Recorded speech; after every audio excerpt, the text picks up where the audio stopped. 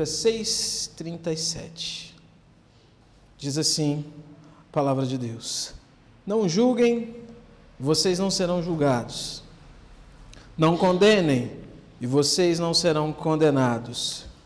Perdoem, e serão perdoados. Deem, e lhes será dado. Boa medida, prensada, sacudida e transbordante será dada a vocês. Porque com a medida com que tiverem medido, vocês serão medidos também. Jesus lhes contou também uma parábola.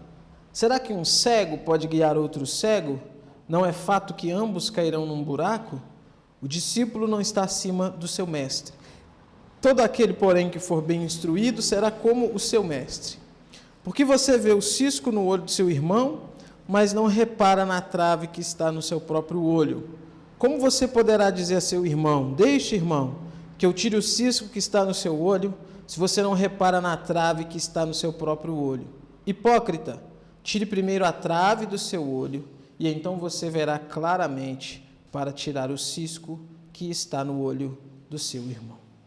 Senhor, nós te louvamos, nós engrandecemos o teu nome, nós bendizemos ao Senhor, porque temos essa oportunidade de estar aqui te louvando, Senhor, cultuando ao Senhor. Já cantamos louvores ao teu nome, já entoamos cânticos que representam aqui, Senhor, a nossa adoração, nossa gratidão, todo o nosso louvor a ti, Pai. E agora nós estamos diante da tua palavra. Que o Senhor nos abençoe, que teu Santo Espírito esteja conosco, Pai.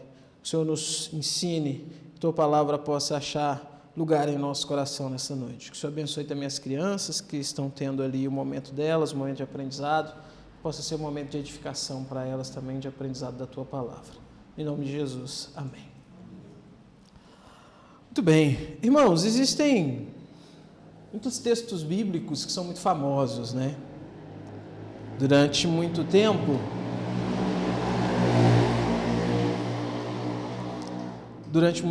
o Salmo 23, ele ficou em evidência e era comum a gente ver e ouvir as pessoas dizendo para cima e para baixo, em qualquer circunstância, né? O Senhor é meu pastor e nada me faltará e tal. Depois o texto de João 3,16, ele ganhou também uma certa proeminência, né? Porque Deus amou o mundo de tal maneira. Depois, nós tivemos também o Filipenses 4,13. Tudo posso naquele que me fortalece. Quem que nunca, viajando por aí, nunca viu isso colado, né? Ou pintado em alguma carroceria de caminhão? Ou alguma pessoa publicou isso no Instagram, né?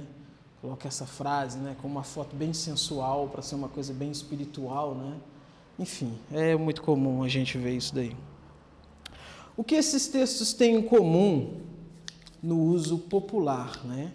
No uso que as pessoas fazem popularmente deles, não do que a Bíblia está dizendo com esses textos. É a má interpretação, né? O Salmo 23, por exemplo, ele é usado como um tipo de mantra para assegurar a prosperidade na vida das pessoas. Então a pessoa, sei lá, está enfrentando alguma situação difícil ali, ou está diante da possibilidade de enfrentar alguma situação difícil, e ele fala com todo fervor, como se aquilo ali fosse uma teoria da confissão positiva, né? Não, mas o Senhor é meu pastor e nada me faltará. Tipo assim, agora resolvi todos os meus problemas, porque eu já falei a palavrinha mágica e está tudo certo. O texto de João 3,16, por exemplo, é usado para defender uma espécie de universalismo, né? Uma espécie de graça barata da parte de Deus e tal. Filipenses 4,13 é usado também como uma espécie de mantra motivacional para assegurar que as pessoas vão conseguir tudo o que quiserem, né? Ou seja, né? Tudo posso naquele que me fortalece. Então eu posso tudo que eu quiser eu posso, porque a Bíblia diz que tudo posso naquele que me fortalece. Bem, essas más interpretações e esses usos equivocados explicam por que esses textos estão por aí na boca das pessoas, nas redes sociais e tudo mais, né? Uma olhada mais detida e mais cuidadosa, principalmente desse de Filipenses 4,13, as pessoas acham que vão parar de citar isso, mas tudo bem. Recentemente, nos últimos anos, de alguns anos para cá, tem um texto que desbancou todos esses, assumiu o primeiro lugar do pódio. Não julgueis e não sereis julgados. Vai me dizer que você nunca ouviu isso, né? dizer que em alguma circunstância você nunca ouviu isso sendo utilizado, sendo jogado, né, como uma espécie de bala de prata para vencer o debate, para calar o oponente, né? Está acontecendo uma situação, está acontecendo alguma coisa, aí alguém sempre solta com aquele ar de sabedoria, né? Não julgueis para que não sejais julgados. Aí todo mundo, né? Aí falta pouco descer o óculos, né, e tal. Quer dizer, é complicado porque, veja, irmãos, ateus, ativistas de ideologias das mais diversas aí, devassos, adúlteros, mentirosos, né? Todos utilizam esse texto como uma certa validação para aquilo que eles estão fazendo, com aquela intenção, tipo assim, você não pode falar de mim. Você não pode me contrariar. Ou, em alguns casos mais agudos, né? Você não tem moral para falar de mim. E, enfim, é um texto bíblico? Óbvio que é, a gente acabou de ler, né? Então vem à nossa mente a seguinte questão: do que esse texto está falando? Será que esse texto está realmente condenando ou impedindo qualquer tipo de julgamento? Será? Será que quando Jesus utiliza esse texto aqui, então, ele está dizendo que em hipótese alguma, em nenhuma circunstância, ninguém pode julgar nada, porque não julgueis para não ser julgados? E a resposta curta aqui e direta é não, definitivamente não. Entender que esse texto proíbe qualquer tipo de julgamento é não entender o texto, é não entender a mensagem da Bíblia como um todo. A Bíblia não só não proíbe os julgamentos, como, pelo contrário, a Bíblia incentiva os julgamentos. E isso talvez espante algumas pessoas se deparar com essa realidade. Nós devemos sim julgar, nós devemos sim ter esse cuidado de analisar situações. Agir sem julgar é agir de uma forma tola e irresponsável. E nós, como servos de Deus, nós somos chamados à sabedoria. Quer ver? Dá um pulinho comigo em João 7,24. E aí, decore esse texto, decore essa passagem. Se você não tem dó de escrever na sua Bíblia, escreva, marque, rabisque, sabe, esse texto, porque isso é um antídoto para essa visão errada, vamos dizer assim. João 7,24. Olha o que o Senhor Jesus diz. Não julguem segundo a aparência, mas julguem pela reta justiça. Então, de novo, não julguem segundo a aparência, mas julguem pela reta justiça. Jesus está dizendo, então, que não se deve julgar de forma nenhuma? Não. Ele está dizendo, sim, que devem ser feitos julgamentos, mas que o parâmetro para se fazer o julgamento não são as aparências, e sim a reta justiça. E é interessante porque o contexto dessa passagem aqui, quando Jesus vai falar isso no Evangelho de João, é quando os judeus estavam fazendo um julgamento sobre Jesus, a ponto de tramar a morte de Jesus, pelo fato de Jesus ter curado alguém num sábado. Jesus curou alguém no sábado, e aquilo gerou então essa ideia de que, olha, esse homem não obedece às leis, esse homem está transgredindo as leis, porque ele está fazendo uma coisa que não deve ser feita no sábado, então vamos matá-lo. Jesus aqui, ele vai utilizar uma argumentação interessante, porque ele vai dizer assim, olha só, se caso os 8 dias, o 8º dia para circuncidar alguém cair num sábado, vocês não fazem isso? Porque vocês entendem, então, que a circuncisão ela é superior à ideia do sábado.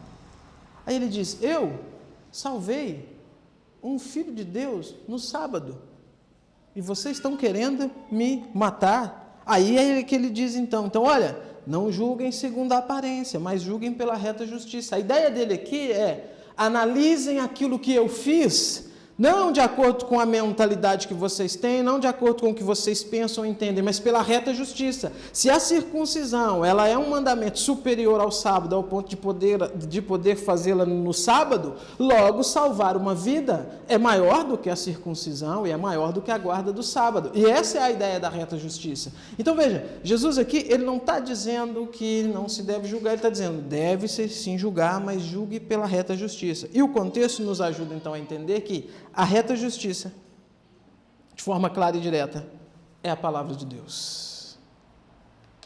Não é a sua cabeça. não é o seu gosto pessoal, não é a sua preferência, não é a impressão que você tem do mundo à sua volta, é a palavra de Deus. Entendendo isso, então, a gente pode agora voltar para o nosso texto, então, para a gente tentar elucidar um pouco do contexto de Lucas aqui, para a gente ver o que Jesus está dizendo. Volta lá comigo, então, Lucas capítulo 6, versículo 37. Vamos ver do que se trata isso daqui, por que Jesus está dizendo, então, não julgueis para não ser julgados, sendo que ele mesmo disse que deveria ser julgado segundo a reta justiça. Lucas 6, o versículo 37, eu vou ler só o 37 por enquanto, ele diz: não julguem e vocês não serão julgados, não condenem e vocês não serão condenados, perdoem e serão perdoados. A gente precisa lembrar qual que é o contexto. A gente está vindo semana após semana aqui no Evangelho de Lucas, e a gente pôde ver na semana passada que Jesus falou sobre o amor ao próximo, o amor aos inimigos. Jesus falou sobre se aproximar daqueles que não têm nada para te oferecer, fazer as coisas sem esperar nada em troca. É nesse contexto, o discurso é o mesmo, é nesse contexto que Jesus introduz então essa fala aqui, é que ele introduz essa ideia. E o versículo 36, que é o versículo que vai dizer: sejam misericordiosos como também é misericordioso o Pai de vocês, é um versículo que ele serve tanto de conclusão para o que a gente viu na semana passada, como introdução para isso que Jesus está dizendo. Se você parte então dessa ideia de ser misericordioso como Deus é misericordioso e entra nessa ideia de não julgueis para não ser julgados, a gente começa então a perceber que o nosso julgamento e a nossa análise do mundo à nossa volta, a maneira como a gente enxerga as coisas no mundo à nossa volta, ela tem que ser uma maneira teorreferente, ou seja, ela tem que ter Deus como referência, porque Deus, ele é misericordioso e nós somos chamados, então, para sermos misericordiosos, assim como Deus é misericordioso. O ponto aqui, então, fundamento, a base aqui então para a gente entender é essa ideia, misericórdia. E sabe, irmãos, o fato de ser misericordioso como Deus é misericordioso, a gente acaba entendendo que Deus, então, sendo misericordioso, todo julgamento que ele realiza é um julgamento dentro da reta justiça. O julgamento de Deus, ele não é injusto, não existe injustiça da parte de Deus. Não existe parcialidade da parte de Deus em seus julgamentos. Não existe nenhuma ação de Deus que seja contrária à sua própria natureza, que é uma natureza justa. E os julgamentos de Deus, então, eles são baseados no seu ser.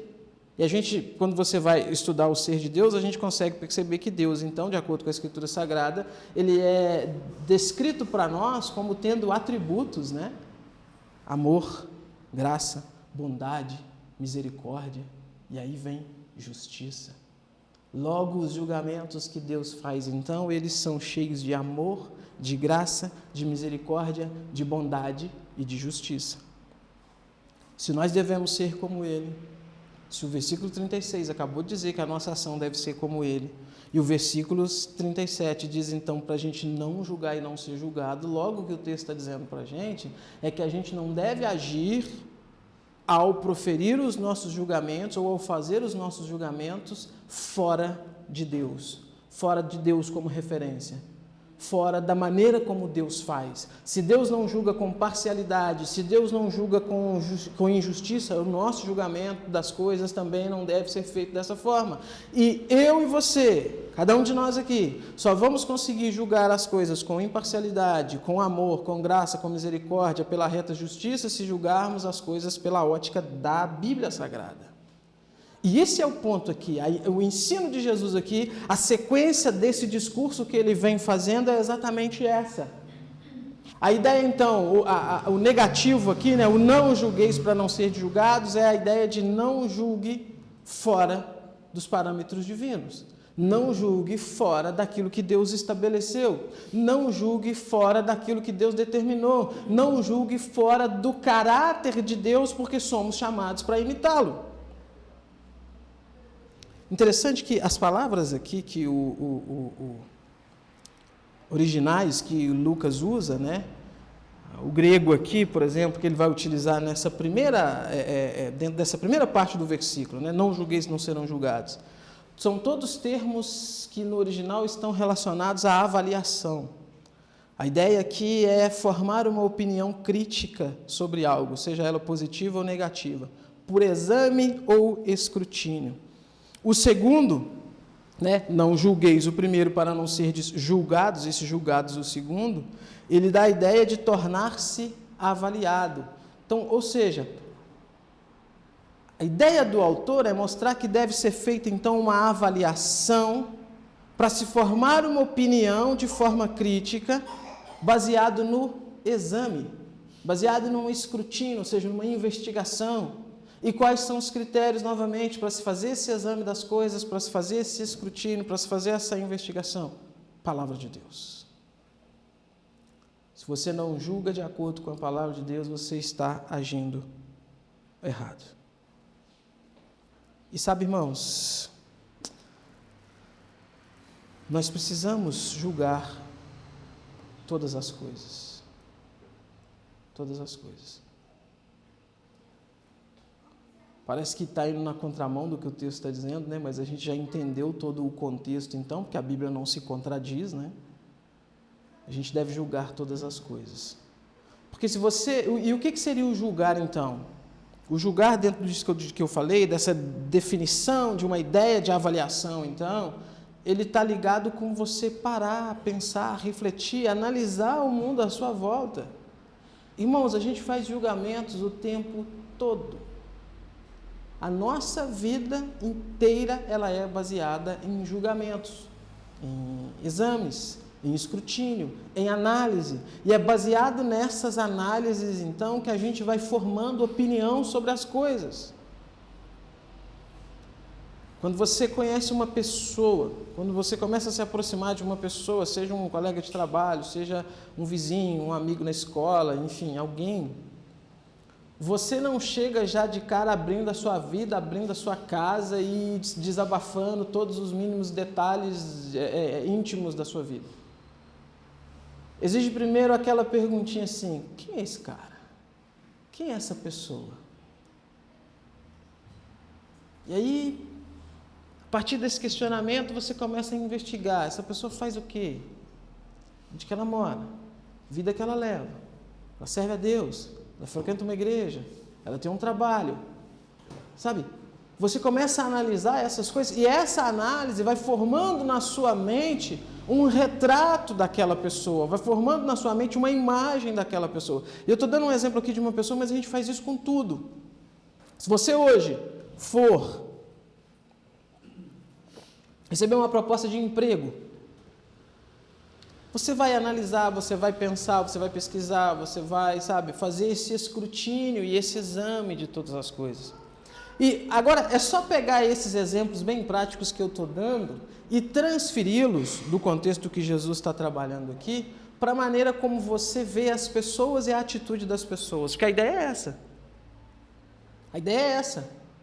Como que eu analiso aquilo que as pessoas estão fazendo? Como que eu analiso as notícias que chegam para mim da ação das pessoas? Como que eu olho e avalio o caráter de alguém e as ações de alguém quando chegam para mim notícias ou quando eu vejo alguma coisa? Entende? Porque é inevitável que quando você vê alguma coisa, quando você ouvir alguma coisa, quando chegar até os seus ouvidos notícia de alguém em alguma circunstância, você já vai, é automático, formar alguma opinião na sua mente. Você já vai tomar uma decisão, para bem ou para mal. Isso é automático. Você não consegue ser neutro. Essa ideia de neutralidade, isso é balela de discurso de coaching aí, motivacional, ou enfim, qualquer discurso bobo que tem por aí. Não existe neutralidade, esquece isso. Não existe neutralidade. O ser humano não consegue ser neutro. O ser humano, ele toma posição. Às vezes ele não expressa a posição que ele tomou, mas ele se posiciona sobre qualquer coisa. Qualquer coisa. O que a Bíblia está dizendo, então, é que no trato com as pessoas, o julgamento, para que você chegue, então, a uma conclusão, porque você vai chegar a uma conclusão, né? Como eu acabei de falar, não tem neutralidade. Ele tem que ser filtrado pela palavra de Deus. ele tem que ser visto pelo óculos da reta justiça, que é a palavra de Deus. Quando Jesus diz para não julgar, então, o que ele está dizendo é que não faça isso, não analise as coisas segundo os seus próprios parâmetros, segundo a sua própria cabeça, segundo a sua própria mente. Por quê? Porque você é um pecador.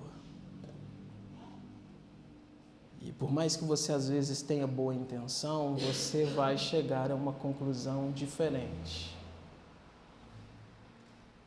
E a gente precisa ter isso em mente, irmãos. A gente precisa partir desse ponto e utilizar sempre a Bíblia nas análises que você vai fazer das coisas. E é uma luta porque às vezes você vai precisar lutar contra você mesmo. Lutar contra você mesmo. Ah, não gosto disso. Não é dentro do que você gosta. É dentro do que a Bíblia está dizendo. Ou o contrário, né? Gosto muito disso. É dentro do que a Bíblia está dizendo. A análise sempre tem que ser essa. Caminhando um pouco adiante, para isso ir se desenhando de uma forma mais clara na nossa mente, olha o que vai acontecer então, na sequência do texto, começa dizendo então, não julgueis, para não serão julgados, e aí vem então, não condeneis, e não sereis condenados. Por quê? A sequência lógica de um julgamento é ou condenar ou absolver, tanto no sentido jurídico quanto no contexto da sua vida no dia a dia. Você analisa, você olha, você vê a coisa, ou você analisa como aquela notícia chega até você e você logo então, como uma sequência lógica da questão, você vai tecer um julgamento. E esse julgamento vai ser ou para condenar ou para absolver. E o texto está dizendo então, não condeneis e não sereis condenados. Os termos que Lucas utiliza aqui no original são termos de tribunal mesmo. Está falando de um tribunal. A ideia é que você tenha em mente, então, aquela ilustração de um julgamento, onde você tem um juiz, você tem um réu, você tem testemunhas, aquela coisa toda. E a ideia de condenar aqui é essa, de bater o martelo, de definir uma sentença. E aqui está dizendo, então, é essa a ideia do primeiro condeneis, né, do grego, pronunciar culpa e uma sentença punitiva a alguém. Ou seja, seu julgamento precipitado e infundado, baseado na sua mente, na sua cabeça, na sua cosmovisão, sem ser baseado na palavra de Deus, ele pode, ou melhor dizendo, ele vai te levar a tecer condenações infundadas e principalmente injustas. E esse é o problema. Esse é o problema. E o ponto que vai unir tudo isso daqui, né, que vai concatenar todas essas ideias, então, é exatamente a ideia de que da maneira com que você agir com os outros, assim também agirão com você. Causa e consequência. Versículo 38, ele segue com um avanço, né, ou uma extensão, vamos dizer assim, do que Jesus está ensinando. E ele diz assim, olha, deem e lhes será dado, boa medida, prensada, sacudida e transbordante será dada a vocês. Porque com a medida com que tiverem medido, vocês serão medidos também. Jesus aqui está expandindo a ideia e mostrando que quando você age de uma forma justa e age em favor do outro, que vai ser o contrário, então, de uma ação injusta e de uma condenação injusta, né? Você recebe uma recompensa numa escala maior, uma recompensa que vem de Deus. Isso daqui também está atrelado com o que a gente viu na semana passada. E a linguagem aqui é uma linguagem de feira. É uma linguagem de feira. Não sei se vocês têm costume de fazer feira. Ou ir à feira, né? Enfim. Mas quando você vai à feira e você compra uma coisa, tem lá um recipiente, um saco, né? Aí coloca lá, sei lá, se você for baiano, você vai comprar pimenta. Aí coloca lá no pacote. Se simplesmente encher aquele pacote e pronto, tá cheio, estou levando. Tá cheio. Tá. Mas se você pega aquilo ali, sacode, dá umas batidinhas no fundo, aperta, levanta, sacode de novo, o que vai acontecer com aquilo? Aquilo vai condensar. e você vai ver, tem mais espaço, cabe mais.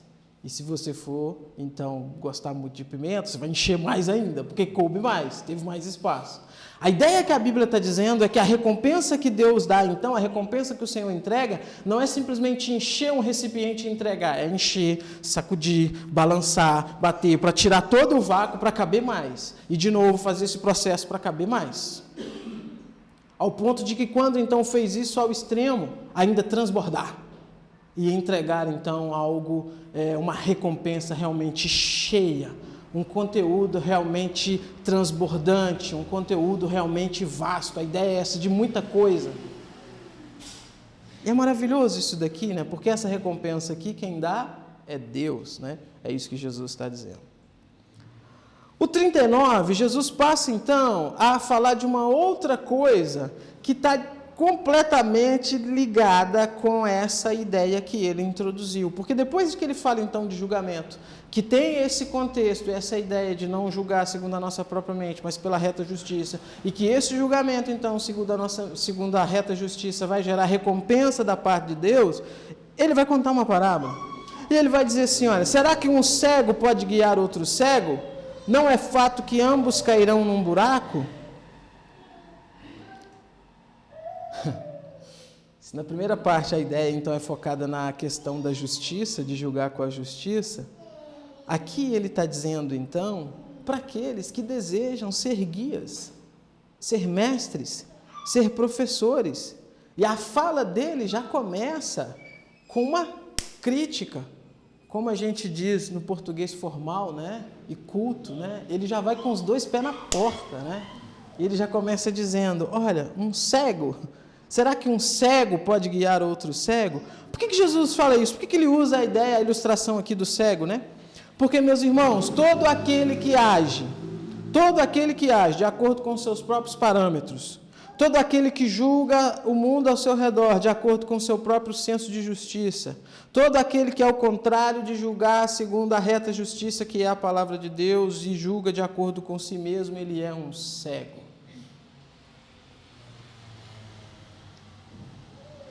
Ele é um cego. Ele não enxerga. Ele não consegue entender e ver as coisas como elas realmente são. O cego aqui, então, na parábola de Jesus, é aquele que julga, condena e não perdoa.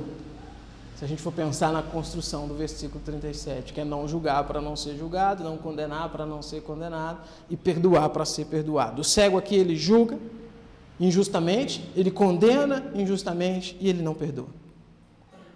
E veja, ele não tem capacidade de guiar ninguém, porque ele não enxerga, ele é cego. Se ele tentar guiar alguém, o que vai acontecer? Tanto ele quanto os seus discípulos vão cair num barranco, vão cair num abismo. É preciso, então, primeiro, ter os próprios olhos abertos, para só assim ter condições de conduzir as outras pessoas. Liderança é isso, irmãos. Pastorado é isso. Liderança, pastorado, não está ligado com carisma. Ah, mas ele é tão carismático. Nossa, mas é uma pessoa tão boa. Nossa, mas fala tão bem, né? Nossa, mas ele me trata tão bem. Mas que coisa... É um cego. E está te guiando para o buraco. E vai cair você e ele no buraco. Porque primeiro precisa ter os seus olhos abertos, a sua mente transformada pelo Senhor Jesus. E quem abre os nossos olhos e nos tira da cegueira não é a nossa expertise, não é o nosso desenvolvimento, é Cristo, a palavra de Deus, a reta justiça, que arranca de nós então essa cegueira. Ah, mas é alguém tão famoso, né? Tem tantos seguidores, né? A gente vive na era da internet, então é impossível a gente não citar isso como alguns exemplos, né? Ah, mas tem tantos seguidores, olha só, o Instagram dele está cheio, olha, o YouTube dele está cheio, olha o Twitter, como é que está lotado. Ah, então eu vou... Cegos. Mas ele é tão eloquente, né? Ele coloca um cenário bonito, coloca lá um banquinho, um microfone Shure original de uns 5 mil reais mais ou menos, uma câmera em 19.000K, né? Que dá para ver até o poro no rosto da pessoa, e fica, meu lindo, minha linda, é um cego. É um cego. Cego. E muitos estão seguindo, e muitos estão indo atrás. Impressionados por toda essa pirotecnia, né? Impressionados por toda essa questão visual, impressionados por toda essa eloquência. Gente, quer ver alguém eloquente? Conversa com o diabo. Conversa com o diabo, você vai ver. Esses aí não chegam nem perto. Eloquência por si só não serve de nada. O teor da mensagem, a reta justiça que é passada na mensagem é o que vale. E é isso que Jesus está criticando aqui. Jesus está dizendo, olha, primeiro tem que ter os olhos abertos para assim, só assim ter condição de conduzir os outros. Para pastorear, para liderar, para ensinar, para guiar, precisa ter primeiramente os olhos abertos. Não pode ser simplesmente conduzido pelo brilho dos próprios olhos, né? Pela luz dos próprios olhos, mas tem que ser guiado pela luz da palavra de Deus.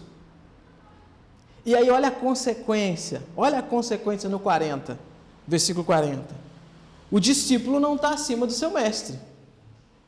Todo aquele, porém, que for bem instruído será como o seu mestre. Se você tem um mestre cego, você segue alguém que é cego, e ele te instrui corretamente, você vai ser um ótimo cego. A ideia é essa. Você vai ser um cego de primeira, um cego 2.0. E é isso que Jesus está dizendo. Quando ele diz essa questão aqui, ele não está falando uma coisa boa, é uma consequência do 39. Se é um guia cego, se é um mestre cego, o discípulo não vai ser diferente. Então não adianta você pensar assim, eu vou seguir ele, mas eu não sou cego. Bobo. Claro que é. Claro que é, e é isso que Jesus está dizendo. O discípulo não está acima do mestre. Aquele que for bem instruído será como o seu mestre. Se o seu mestre é um cego, te instrui bem, você vai ser então um cego. É isso que Jesus está dizendo. E aí, Jesus parte então para um outro assunto, né? É legal, né? Porque assim, esses discursos de Jesus, eles são muito práticos. E parece que um assunto não tem nada a ver com o outro, e está tudo ligado. Está tudo amarrado, é tudo uma coisa consequência da outra.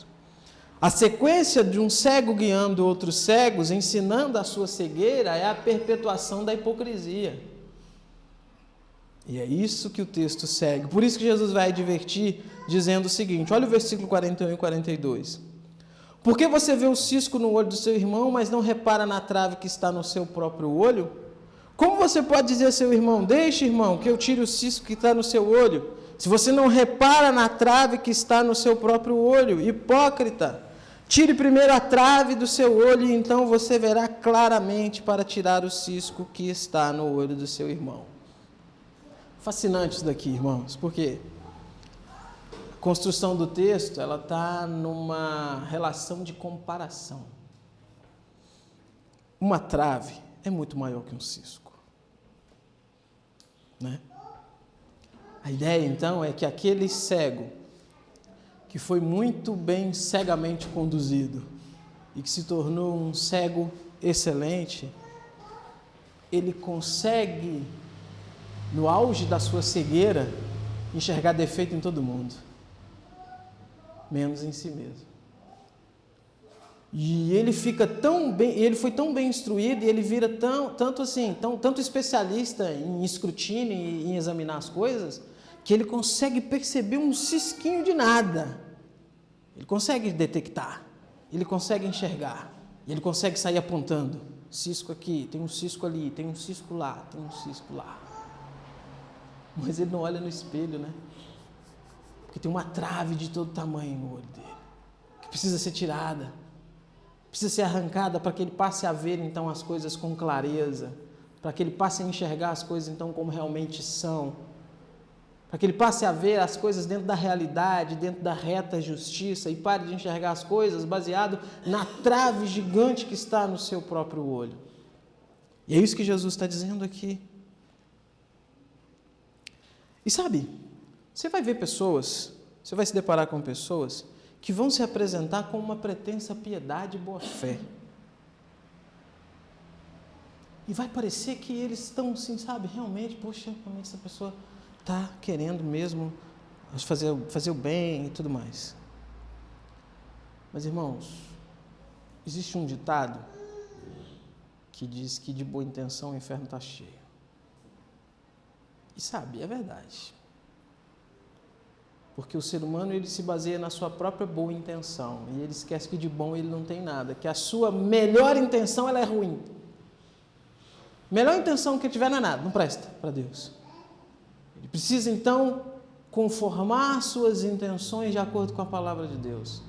E o foco aqui, e aí de novo a gente volta lá onde a gente começou, não é que as pessoas não possam, então, abrir os nossos olhos em relação a coisas erradas que a gente esteja fazendo, que seria o apontar o cisco dos nossos olhos, né? A ideia aqui não é que nós não tenhamos irmãos, irmãs, pessoas na igreja, crentes, servas de Jesus Cristo, que vão poder nos aconselhar, nos exortar, nos chamar um dia ou outro, uma vez ou outra no canto e falar, olha, presta atenção nisso daqui, toma cuidado com isso daqui. Jesus não está dizendo isso, o que Jesus está condenando é a hipocrisia, é aquele que faz isso sendo impulsionado, então, pela hipocrisia e não pelo desejo genuíno de ajudar, não pelo desejo genuíno de ver o outro livre de uma conduta, de uma situação errada. A palavra aqui não é nem para você que às vezes vai ser alvo de alguém te chamar para te conversar, para te instruir, para te exortar. O alvo aqui é quando você for fazer isso. Você tem que tomar cuidado, então, para que até nessa sua atitude de ir e fazer isso, e exortar, e abrir os olhos, e instruir, não seja baseado na sua própria cabeça, na sua própria mente, no seu próprio julgamento, não seja baseado nas suas próprias preferências, não seja baseado naquilo que você gosta ou naquilo que você não gosta, não seja baseado na sua cosmovisão, naquilo que foi a sua cultura de vida, a sua cultura de família, não, tem que ser baseado na Bíblia. Irmãos, é por causa disso que a gente vê muito legalismo e muita gente inventando pecados. Eu sempre falo, já tem pecado demais e o povo ainda gosta de inventar mais. A gente já não dá conta dos que tem, dos que realmente são, o povo está inventando mais. E você consegue perceber que todo legalista ele é hipócrita. Todo legalista ele é hipócrita por quê? Porque ele parte de um princípio que Deus não é tão sábio. Porque ele pega a Bíblia e ele vê assim, sei lá, voltando aí nos anos 90, quando tinha nas igrejas a vestimenta das pessoas, né, totalmente registrada. Você entrava para algumas igrejas e tinha lá o estatuto da igreja. O estatuto da igreja não tinha nada a ver com questão jurídica e tudo mais, era o que pode e o que não pode. Barba nos homens, não pode, de jeito nenhum. De jeito nenhum. Roupa das mulheres, tem que ser assim, tem que ser assado. Cabelo, tem que ser assim e tal. E tinha aquela lista toda. Qual que é a base disso? Preferências pessoais. Gostos pessoais. A cabeça das pessoas que estão ali liderando. E não é assim, irmãos. Muitas coisas que eu não gosto, mas o que eu faço se eu não gosto? Eu não faço. Ponto. Acabou. Olha que legal. Como é que resolveu o problema? Ah, eu não gosto, aí eu vou impor. Não, você não pode fazer. Mas por que eu não posso fazer? Não, porque, sabe, a gente precisa... Aí começa aquele malabarismo, né? Olha, a gente precisa disso daqui, porque senão vai abrir tal coisa lá na frente, vai descambar em tal coisa lá na frente. E aí sabe o que o legalista e esse hipócrita está dizendo para Deus? Ufa, Senhor, ainda bem que eu estou aqui. Porque se não sou eu estar aqui para fazer isso daqui, imagina, se fosse só pela Bíblia, olha só o que o povo ia estar fazendo. Sabe, irmãos, a Bíblia é suficiente. O brado da reforma foi esse, a Bíblia é suficiente, sola a Escritura, palavra de Deus. Se tem Bíblia mais alguma coisa, essa geralmente é a fórmula de você descobrir uma seita, enfim, ou algum agrupamento que não deve ser seguido. Se tem Bíblia mais alguma coisa, foge, porque a Bíblia é suficiente. Se tem Jesus mais agora, tem Jesus, mas tem mais isso daqui, foge. É um cego que conseguiu juntar outros cegos em torno de si. Foge. É a palavra de Deus.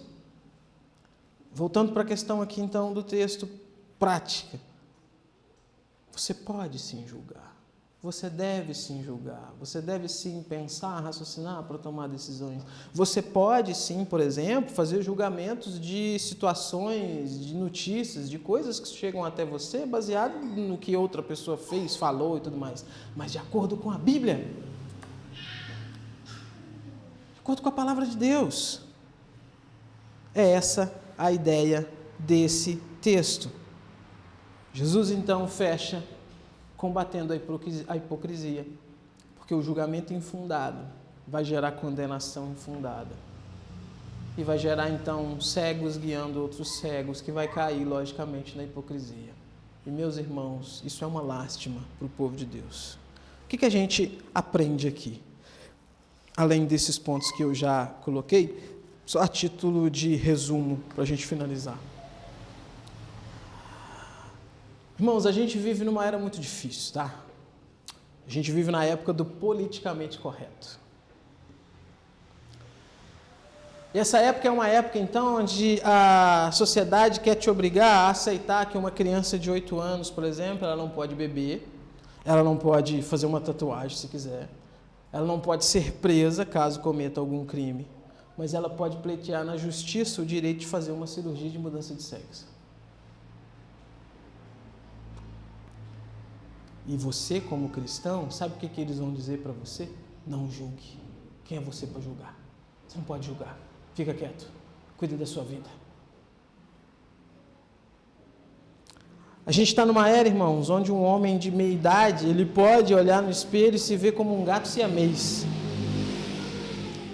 E a sociedade é obrigada a o quê? Aceitar. E aí quando alguém vai falar alguma coisa, não pode, não julgueis. A vida dele, ele cuida da vida dele. A gente não tem nada com isso. Se trata da escolha dele, nós devemos respeitar. Irmãos, olha, assim,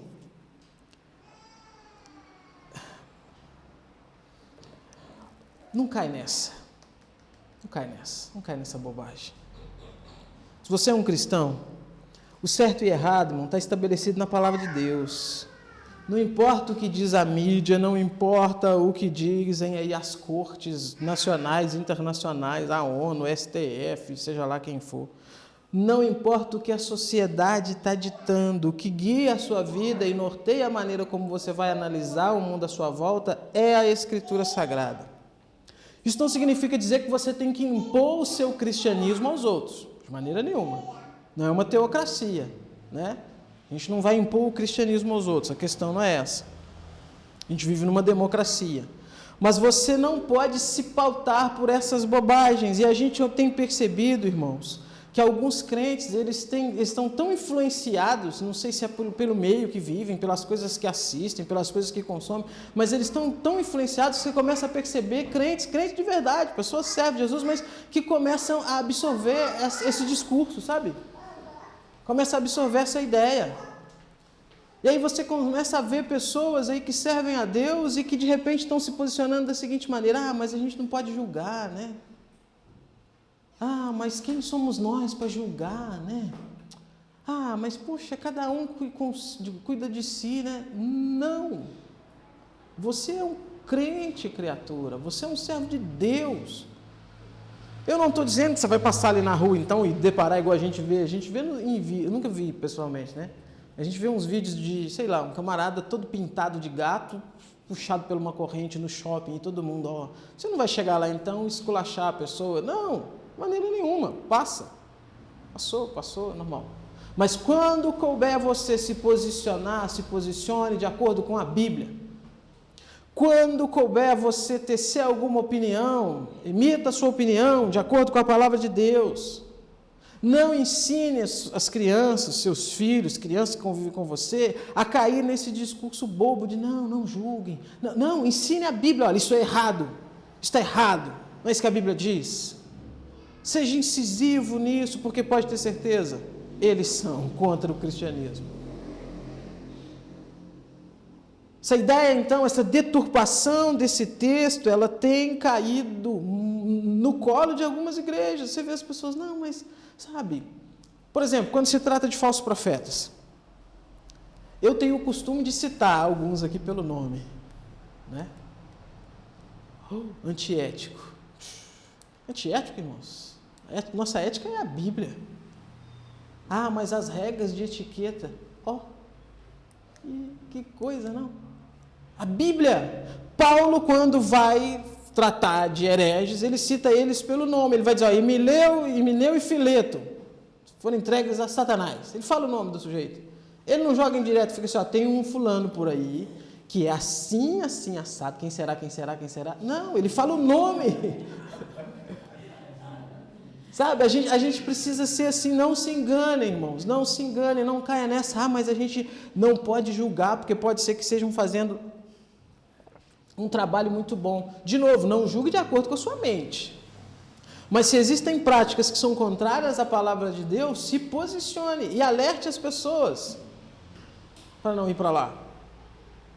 Você está perto de alguém está falando contigo, alguém está conversando com você e está te dizendo assim, olha, porque fulano de tal, amigo meu, está doente, aí ele vai lá no culto, lá do Valdemiro Santiago, fala com ele, pelo amor de Deus, faz isso não, não faz isso não, deixa aí não.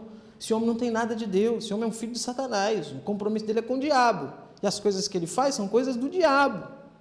Ah, mas a gente não pode fazer isso. Pode, porque está na Bíblia, está muito claro que as práticas deles não são bíblicas. A sociedade está se posicionando, mas o aborto tem que ser feito, a homossexualidade tem que ser aprovada. Quando couber você, fale a verdade. Não, aborto é assassinato de bebês no ventre. É isso que é. Não, mas a mulher ela tem o direito de decidir o que ela faz sobre o corpo dela. Tem, inclusive antes de ter um filho. Ela tem o direito. Sabe, se posicione biblicamente, não caia nessa. Não, é a vida dele, eu não vou julgar, vou cuidar da minha, bonitinho, pegar minha Bíblia, ir para a igreja e tal. Não caia nessa, irmãos, não caia nessa. Segundo ponto, muito cuidado, irmãos, com os líderes e personalidades que você acompanha. Observe a mensagem que eles estão ensinando. Volto de novo a essa questão, em época de redes sociais, não se deixe levar pela fama, pela influência, pelos números de seguidores. Não se deixe levar. Olhe a mensagem. Ouvi um cortezinho de um vídeo de fulano de tal pregando e olha só que coisa boa. Beleza, próximo passo. Vai pesquisar quem é o fulano de tal, que igreja que ele é, o que ele ensina, o que ele prega, o que ele está fazendo. Faça esse exame, né? Faça esse escrutínio. E aí sim, né? Siga ou não, enfim. Terceiro e último ponto, então. Não seja hipócrita. Julgue sim, mas entenda que você não é o parâmetro para tecer julgamentos. O mundo não gira ao seu redor, não é a sua mente, a sua cabeça. Julgue com amor, nunca tendo em mente a simples exposição das pessoas. Nunca tenha em mente simplesmente aquela ideia de que, olha, viu como é que eu entendi a coisa. Não, sempre tenha em mente, sempre tenha como intenção a restauração do outro, o desejo de restaurar o outro que está errado. Então, sim, julgue, exorte, mas dentro da palavra de Deus. Aponte, sim, os ciscos, mas aponte com a intenção de ver aquele cisco retirado do olho do seu irmão e ver o seu irmão restabelecido. Não apenas para você mostrar que você é um especialista em investigar ciscos, né? Porque, se for assim, você vai estar apontando o cisco com uma trave gigantesca no seu olho. E sabe quem vai estar vendo isso? Jesus. E é Ele que está dizendo, não julgueis para não ser julgados. É Ele que está dizendo que agir fora desse parâmetro vai, consequentemente, redundar em você também ser julgado dessa mesma forma. Então, sim, com amor, com graça, com misericórdia, tendo a palavra de Deus como parâmetro de justiça, de reta justiça, vamos agir sempre querendo o bem dos outros, né? Querendo a restauração dos nossos irmãos.